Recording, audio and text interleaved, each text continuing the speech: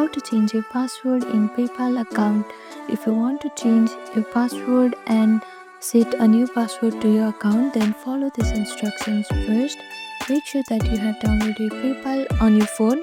If you are iPhone user, you can download it from App Store, and if you are Android user, you can download it from Play Store. After you have downloaded it, click on search and open PayPal. Now make sure to log into your account. After you log into your account, you can see a human icon on the top right corner. Click on it. Now scroll down a little bit and click on this login and security option. Here, click on this skip extra approvals option. Now you will be loaded to this page. First, simply click on this cross sign here on the top right corner. Now you can see this password option. Click on password.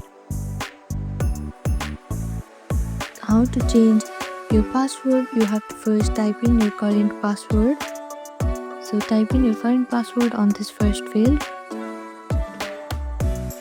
After that, type in your new password. Now confirm your new password. After that, click on change password, and this is how you can change your password in your PayPal account. Thank you for watching this video. Please do not forget to like, share and subscribe to our channel, and comment down below if you have any other queries. Thank you.